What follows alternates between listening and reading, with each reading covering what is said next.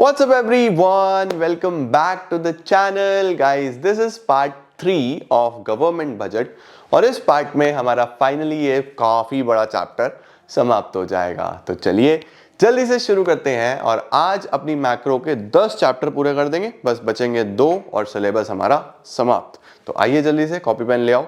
आज वाले वीडियो के टॉपिक काफ़ी इंपॉर्टेंट रहने वाले हैं, बड़े ध्यान से समझेंगे और चीज़ों को कंप्लीट करेंगे। चलिए जल्दी से लेट्स बिगिन।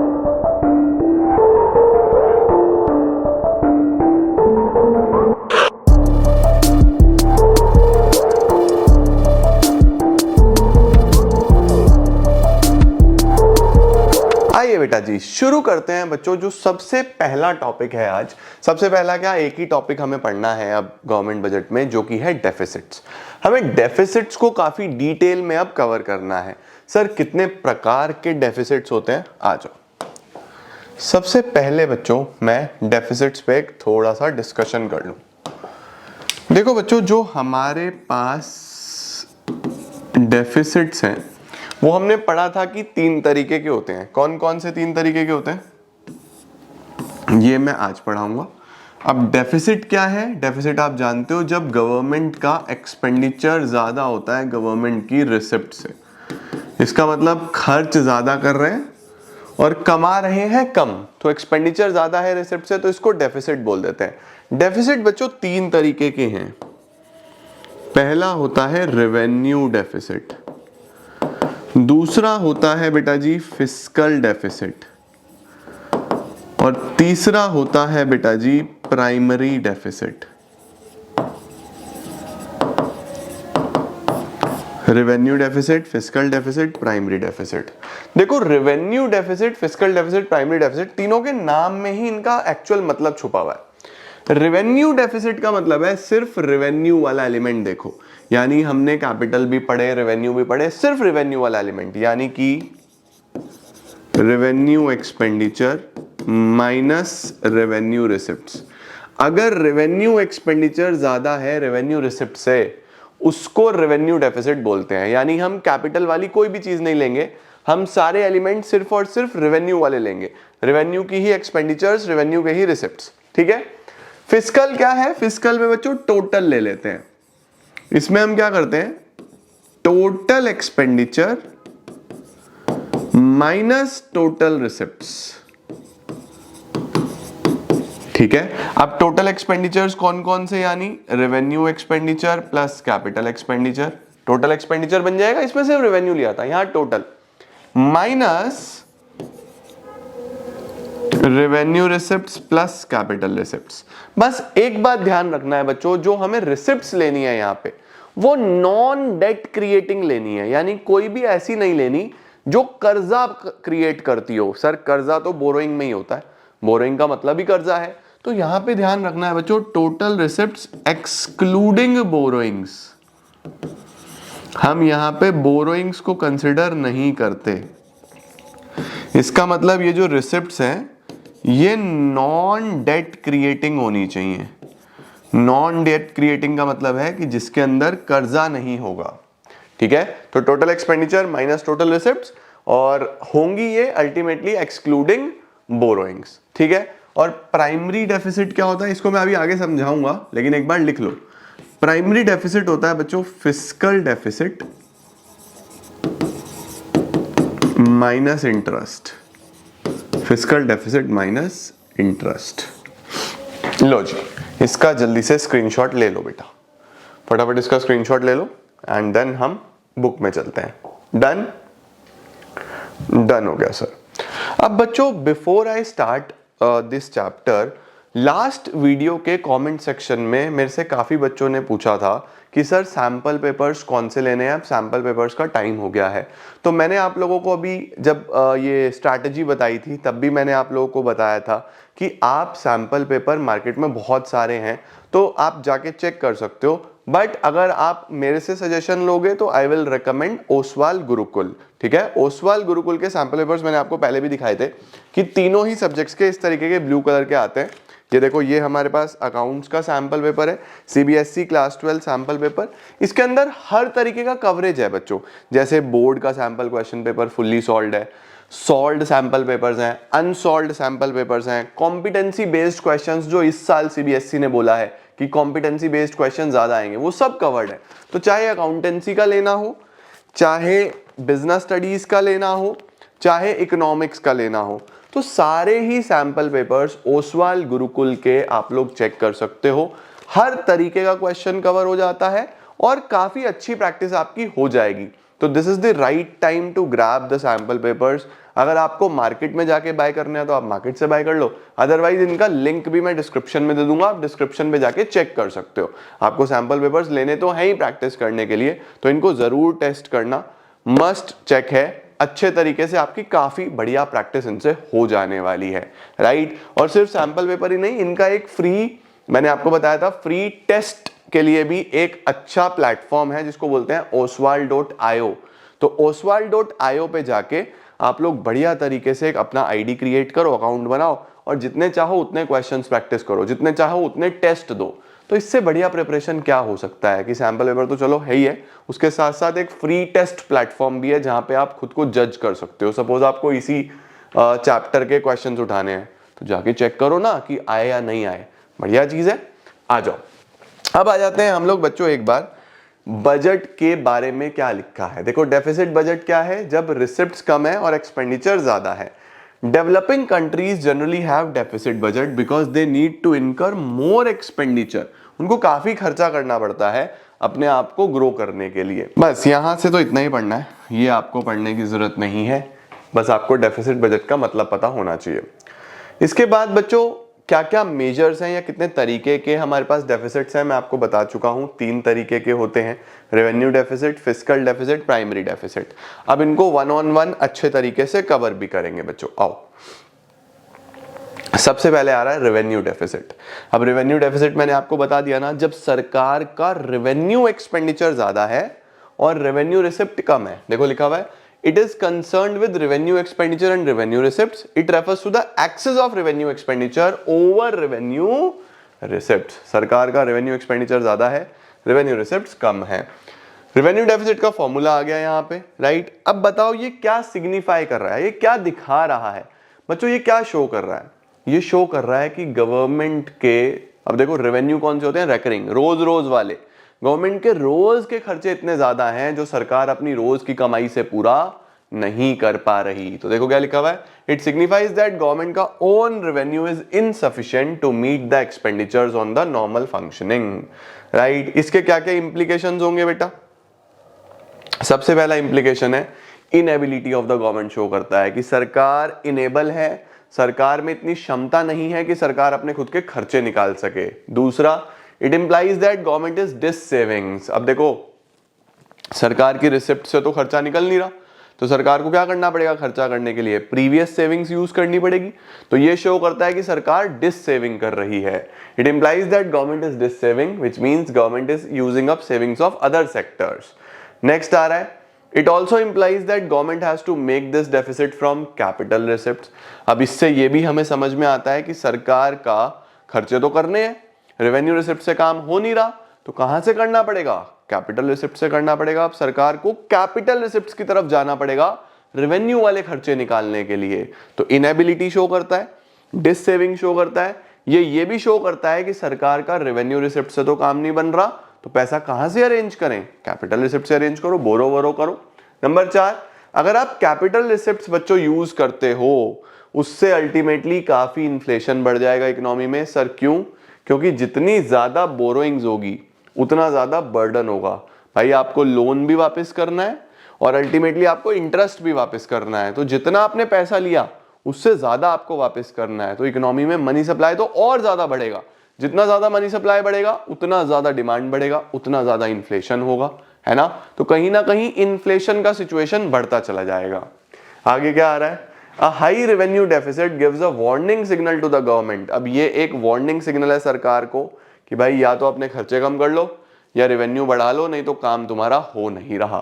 तो ये 5 पॉइंट्स हैं बच्चों, कोई भी 4 आप याद रख सकते हो, दैट इज इनफ। इसके बाद हमारे पास आ रहा है रेवेन्यू डेफिसिट को कैसे कम किया जाए, what are the measures to reduce revenue deficit. तो बच्चों रेवेन्यू डेफिसिट को कम करने के लिए 2 मेजर्स हैं। क्या मेजर्स हैं? Number 1, either to reduce expenditure, या तो आप खर्चा कम कर लो, और टू इंक्रीज द रेवेन्यू, या अपनी कमाई बढ़ा लो। भाई नहीं तो फंस जाओगे, कमाई नहीं है, खर्चे बढ़ते जा रहे हैं, तो या तो खर्चा कम कर लो या कमाई बढ़ा लो, दो ही तरीके हैं। ठीक है, परफेक्ट सर। अब आ रहा है हमारे पास fiscal deficit. Sir fiscal deficit क्या है? फिस्कल डेफिसिट बच्चों और डिटेल में चला जाता है। रेवेन्यू डेफिसिट में तो बस हमने सिर्फ रेवेन्यू वाला पोर्शन कवर किया था। फिस्कल डेफिसिट को और ध्यान से देखा जाए तो ये बोलता है कि भैया ऐसा है, जब आप टोटल जब तक नहीं देखोगे तो पूरे देश का एक्चुअल पिक्चर कैसे सामने आएगी? तो टोटल चेक करो, टोटल एक्सपेंडिचर्स लो, टोटल रिसिप्ट्स लो। तो जब हम अपने देश के टोटल एक्सपेंडिचर्स और टोटल रिसिप्ट्स को कंसीडर करते हैं, कंपेयर करते हैं और देखते हैं टोटल एक्सपेंडिचर ज्यादा है, टोटल रिसिप्ट्स कम है, उसको बोलते हैं फिस्कल डेफिसिट। बट ध्यान रखना, रिसिप्ट्स जो आपको लेनी है वो नॉन डेट क्रिएटिंग लेनी है, आपकी कमाई होनी चाहिए, वो बोरोइंग नहीं लेनी उसके अंदर। ठीक है, देखो क्या लिखा है। Fiscal deficit presents a more comprehensive view of the budgetary imbalances. It is widely used as a budgetary tool for explaining and understanding the budgetary developments. Fiscal deficit is the axis of total expenditure over total receipts excluding borrowings.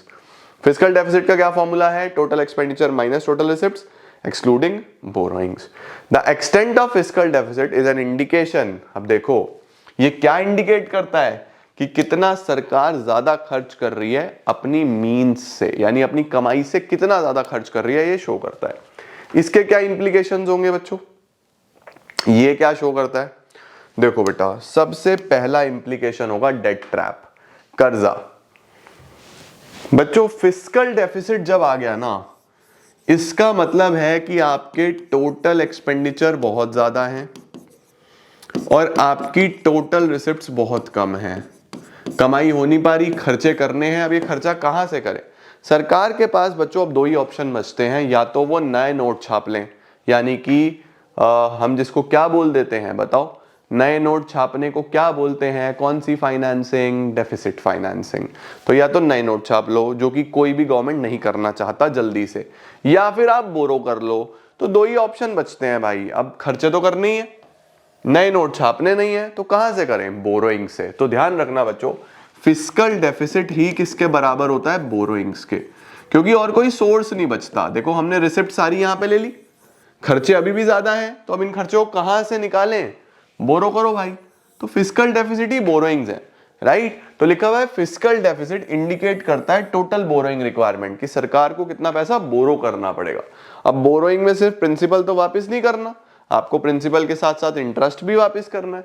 Borrowing not only involve principal but also interest. अब जो interest है, देखो जो borrowing है वो तो आपका ultimately principal amount होगा, प्रिंसिपल के साथ आपको और क्या पे करना है? इंटरेस्ट भी पे करना है। तो इंटरेस्ट कौन सा खर्चा होता है? इंटरेस्ट रेवेन्यू एक्सपेंडिचर होता है। तो आप ऑलरेडी कैपिटल के वजह से नुकसान में हो, आपने और पैसा ले लिया और रेवेन्यू एक्सपेंडिचर बढ़ा लिया, रेवेन्यू एक्सपेंडिचर से फिर रेवेन्यू डेफिसिट, रेवेन्यू डेफिसिट कहां से पूरी करोगे? फिर कैपिटल रिसिप्ट से, वहां पहले ही पैसा नहीं है। तो क्या आप revenue deficit, capital deficit, fiscal deficit इसके अंदर ही घूमते रह जाओगे? कर्जे के जाल में फंस गए, इसको बोलते हैं डेट ट्रैप। देखो क्या लिखा हुआ है, इंटरेस्ट पेमेंट से रेवेन्यू एक्सपेंडिचर बढ़ जाता है, जिससे रेवेन्यू डेफिसिट होता है। आप ऑलरेडी फिस्कल डेफिसिट में हो, बोरो कर लिया और रेवेन्यू एक्सपेंडिचर बढ़ गया और रेवेन्यू डेफिसिट बढ़ गया। It creates a vicious circle of fiscal deficit and revenue deficit. बोल रहा है बहुत गहरे चक्र में फंस जाते हैं जब सरकार और लोन लेता रहता है पिछले लोन को चुकाने के लिए, कंट्री फंस जाता है कर्जे के जाल में। Number 2, inflation. महंगाई बढ़ती चली जाती है बच्चों, बढ़ती चली जाती है, क्योंकि सरकार कहां से बोरो करता है? मेनली आरबीआई से। आरबीआई पैसा कहां से लाए? आरबीआई के पास दो ही ऑप्शन है भैया, या तो नए नोट छाप लो या फिर अपने पास से जितना पैसा है दे दो। अब आरबीआई के पास अनलिमिटेड पैसा तो है नहीं, तो यहाँ पे कभी कभी आरबीआई को नए नोट भी प्रिंट करने पड़ते हैं। आरबीआई नए नोट प्रिंट करता है तो अल्टीमेटली वो पैसा कहाँ जाता है? फिर से इकोनॉमी में जाता है, इकोनॉमी में फिर मनी सप्लाई बढ़ती है, मनी सप्लाई बढ़ने से लोगों तक डिमांड जनरेट होनी शुरू हो जाएगी और अल्टीमेटली इन्फ्लेशन हो जाएगा। देखो क्या लिखा है, RBI print new currency to meet deficit requirement, it increases the money supply which leads to general price level और इन्फ्लेशन। नंबर 3 फॉरेन डिपेंडेंस, सरकार को बच्चों आरबीआई के साथ साथ फॉरेन कंट्रीज पे भी डिपेंड होना पड़ेगा। फॉरेन कंट्रीज पे भी डिपेंड होना पड़ेगा तो ये भी एक बहुत बड़ा इंप्लीकेशन है कि government borrow from rest of the world, जो उसकी डिपेंडेंस बढ़ा देता है दूसरी कंट्रीज पे। अब जब दूसरी कंट्रीज से पैसा लेते हैं तो वो हमारी पॉलिसीज में भी इंटरफेयर करते हैं, बीच बीच में आके बोलते हैं कि हमारा पैसा दो नहीं तो हम परेशान करेंगे तुम्हें। तो उससे हम हैम्पर होती है, हमारी फ्यूचर ग्रोथ हैम्पर होती है। लिखा हुआ है हैम्पर्स द फ्यूचर ग्रोथ, आपकी ग्रोथ पे इंपैक्ट करता है। Borrowings increases the burden for future generations. It adversely affect the future growth and development prospects of the country. तो एक तो कर्जे का जाल है, बहुत महंगाई बढ़ने लगेगी, फॉरेन डिपेंडेंस बढ़ जाएगा और हमारी फ्यूचर ग्रोथ इतनी अच्छी नहीं हो पाएगी बच्चों। फिस्कल डेफिसिट और रेवेन्यू डेफिसिट में क्या फर्क होता है बेटा? ये टोटल को कंपेयर करता है, ये सिर्फ रेवेन्यू एलिमेंट को कंपेयर करता है। उसके बाद ये क्या दिखाता है कि कितना सरकार को बोरो करना पड़ेगा, वो क्या दिखाता है? इनएबिलिटी ऑफ द गवर्नमेंट कि वो अपना रेगुलर खर्चे भी नहीं कर पा रहे हैं। ठीक है सर। नेक्स्ट आता है फिस्कल डेफिसिट कहां से पूरा करें। मैं आपको ऑलरेडी बता चुका हूं, दो ही तरीके होते हैं फिस्कल डेफिसिट को पूरा करने के, या तो नए नोट छाप लो डेफिसिट फाइनेंसिंग, या पैसा उधार ले लो बोरोइंग। सरकार ज्यादातर इसमें जाती है। Fiscal deficit can be met by borrowings from internal sources, जनता से ले सकते हैं, बैंक से ले सकते हैं, या फॉरेन गवर्नमेंट से, इंटरनेशनल ऑर्गेनाइजेशन से ले सकते हैं। डेफिसिट फाइनेंसिंग क्या है? आरबीआई से ले लो। आरबीआई क्या करेगा? नए नोट छापेगा, इसको हम डेफिसिट फाइनेंसिंग भी बोलते हैं। तो फिस्कल डेफिसिट के दो सोर्स हैं, या तो बोरो करो या नए नोट प्रिंट करो। ओके। लास्ट आ रहा है बच्चों प्राइमरी डेफिसिट। अब प्राइमरी डेफिसिट मैंने आपको बताया, प्राइमरी डेफिसिट क्या है? Fiscal minus interest. इसको समझो बच्चों, फिस्कल का क्या मतलब है? बोरोइंग्स। बोरोइंग्स कब की है? आज की, प्रेजेंट। और इंटरेस्ट किसका है? इंटरेस्ट है बच्चों हमारी पास्ट बोरोइंग्स का।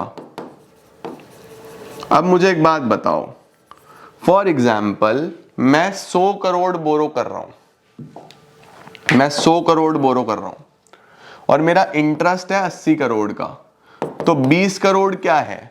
20 करोड़ बच्चे खर्चे हैं अदर देन इंटरेस्ट। मैंने टोटल 100 करोड़ बोरो करा। क्यों बोरो करा? खर्चे करने के लिए। अब खर्चे में 80 करोड़ रुपए तो ब्याज के निकले, तो फिर 20 करोड़ क्या है? अदर देन इंटरेस्ट खर्चे हुए या नहीं हुए? तो प्राइमरी डेफिसिट क्या दिखाता है? Primary deficit shows how much government is borrowing to meet expenses other than interest। इसका पर्पस ही ये होता है ये देखना कि इंटरेस्ट से अलग सरकार कितने खर्चों के लिए बोरो कर रही है। तो अगर ये 20 करोड़ आ रहा है, इसका मतलब 100 में से 20 करोड़ के अदर खर्चे हैं, 80 करोड़ का इंटरेस्ट है। लेट सपोज मेरी बोरोइंग्स हैं कितनी? मेरी बोरोइंग्स हैं बच्चों लेट सपोज 150 करोड़ और इंटरेस्ट कितना है? 100 करोड़। तो 50 करोड़ क्या है? इतना सरकार बोरो कर रही है। कौन से खर्चों के लिए? अदर देन इंटरेस्ट के लिए। अगर ये जीरो हो जाए, प्राइमरी डेफिसिट अगर जीरो हो जाए तो ये क्या दिखाता है? लिखो जरा कमेंट सेक्शन में। अगर प्राइमरी डेफिसिट जीरो हो जाए तो ये क्या शो करता है बच्चों? जीरो प्राइमरी डेफिसिट शो करता है। देखो 150 करोड़ बोरो करा, 150 का ही इंटरेस्ट है, तभी तो ये जीरो आएगा। 150 बोरो करा, 150 का ही इंटरेस्ट है, तो जीरो प्राइमरी डेफिसिट शो करता है कि सरकार ने बोरो करा सिर्फ इंटरेस्ट की वजह से। Interest has force the government to borrow. Interest ने सरकार को फोर्स करा है बोरो करने के लिए। बात समझ में आया? तो जीरो प्राइमरी डेफिसिट इंडिकेट्स कि गवर्नमेंट के ऊपर ब्याज का इतना ज्यादा बर्डन था कि उसको बोरो करना पड़ा। क्लियर हुआ? चलो सर देखो, primary deficit is the difference between fiscal deficit of the current year and interest of the previous year. It indicates how much of the government borrowings are going to meet expenses other than interest. Interest से अलग कितने खर्चे सरकार करने वाली है। Fiscal और primary के बीच का डिफरेंस बच्चों इंटरेस्ट ही होता है। तो zero primary deficit indicates that interest have forced the government to borrow. Main point है, ध्यान में रखना। ओके, लास्ट क्या आता है बच्चों? छोटा सा डिफरेंस है प्राइमरी और फिस्कल डेफिसिट के बीच में। प्राइमरी डेफिसिट क्या होता है बेटा जी? प्राइमरी डेफिसिट होता है difference between fiscal and interest. Fiscal क्या होता है? फिस्कल की डेफिनेशन लिख देना, total expenditure minus total receipts excluding borrowings. ये क्या दिखाता है? ये दिखाता है कितना बोरोइंग की जरूरत है सरकार को इंटरेस्ट से अलग, एक्सक्लूडिंग इंटरेस्ट। ये दिखाता है कितनी बोरोइंग की जरूरत है इंक्लूडिंग इंटरेस्ट। फिर फॉर्मूला लिख देना। समाप्त। टन टना टन टन, पूरा चैप्टर बच्चों हमारा समाप्त हो जाता है। हमने गवर्नमेंट बजट भी समाप्त कर दिया। अब बचे बच्चों हमारे 2 चैप्टर मैक्रो के और इंडियन इको के, वो मैं आपको कराता हूं अभी एक आज, और उसके बाद मुझे एक दिन का मैं आउट ऑफ टाउन जा रहा हूं संडे को। मंडे को इवनिंग तक आ जाऊंगा, तो पूरी कोशिश करूंगा मंडे को इवनिंग को वीडियो दूं। अदरवाइज ट्यूसडे से आपका रेगुलर हो ही रहेगा। एंड ट्यूसडे को आपका मैक्रो भी खत्म हो जाएगा और इंडियन इको भी समाप्त कर देंगे।